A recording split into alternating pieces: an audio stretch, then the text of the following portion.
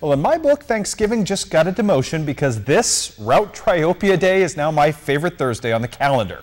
Meeting number 56 between these two arch rivals had plenty of meaning, with both teams ranked in the top 10 in Class 1A, and Triopia trying to end a two-game losing streak to the Rockets while simultaneously trying to win the WIVC North outright. They'd have to beat their arch rivals. Route heads up tonight to do so in front of a packed house tonight in beautiful Concord, Illinois, where it was like triple the number of usual denizens there. Started off on an auspicious note for the Triopia defense as Blake Richardson gets the big stop right there, but the Route offense goes to work. Nick Lonergan with 3 different third down situations where he completes plays, and that sets up this play action pass. It is Lonergan up top to Garrett Eilering, 33-yard touchdown strike, and that, my friends, puts the Rockets up 7-0 at that point.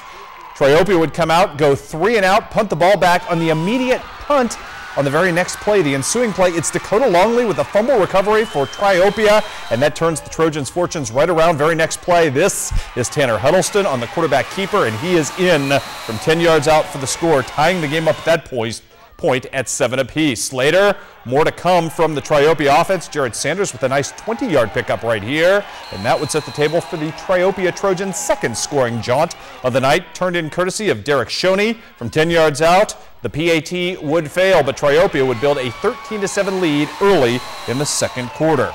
More defense to come from Triopia, as well as all of a sudden Route's offense went south in a hurry. This pickoff by Blake Richardson would set up yet another scoring drive by the Trojans of very short yardage. That took place in the red zone. It starts right here with a nice pickup right there by Mr. Shoney on 4th down and short down to the 1-yard line, and that sets up Tanner Huddleston for the first of 2 rushing touchdowns from 1 yard out.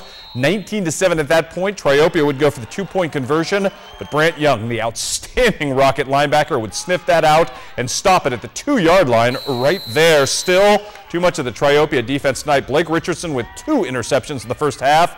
Triopia only had 187 yards of total offense in the night, but they beat Route by 32 points. Statistical anomaly, it still worked out as Triopia gets the big win and the WIVC North title. 39-7 was your final there. Let's do some scores tonight from Class 2. District 14 softball action. Highland is headed off to the district championship game by beating Clark County 8-2. Julie Schultz with 13 strikeouts on the hill for the Cougars. They will face South Shelby, who was an upset winner over Schuyler County tonight. That game taking place at 2 o'clock in South Shelby on Saturday. Other action in Class 2. We've got Mark Twain and Palmyra going at it. Melissa Wood looking for the big upset tonight, and she was going to do her level best both on the mound and at the plate. A towering home run right here gives Mark Twain a 3-0 lead at that point. You know what? That's good stuff. You're thinking Mark Twain upset?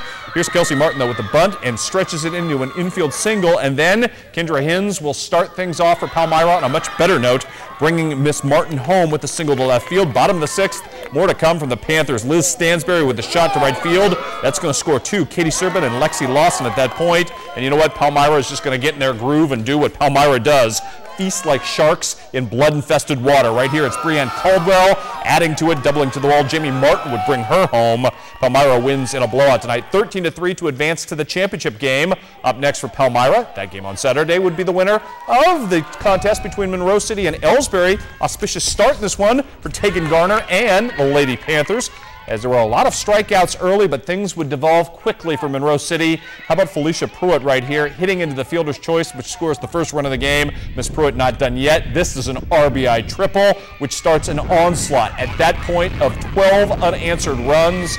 My goodness, Ellsbury takes out Monroe City, the 2 seed, in an upset, a minor upset, but an upset nonetheless. 12-2 is your final. It will be Ellsbury and Palmyra doing battle in Monroe City coming up on Saturday. More scores for you to pass along tonight. Scotland County gets knocked off by Brashear tonight in Class 1 District 11 at Canton. Up next for Brashear would be the winner of tonight's Knox County-Canton game, which was a surprisingly close affair. Let's take you to the highlights of that one. Top of the 2nd, Rachel Poston in a bit of a jam, but she's going to get out of the inning right here with a strikeout.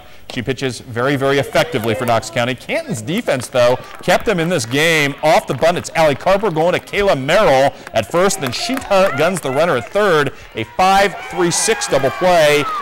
Good defense from Canton. Knox would answer with some good defense of its own. Courtney Ballman smacks this ball deep, but Mackenzie Husted's there with a beautiful snag. All of Willie Mays over the shoulder. Here comes the Knox County offense. There wasn't much of it, just enough. Bailey Couch hits this to the wall. She lands on second with a double. Will be brought home by Miss Poston, and that was the difference in the ball game as Knox County survives a scare tonight. Knocks off Canton 2-1. Knox County takes on Brashear on Friday, tomorrow night, for the championship of that district.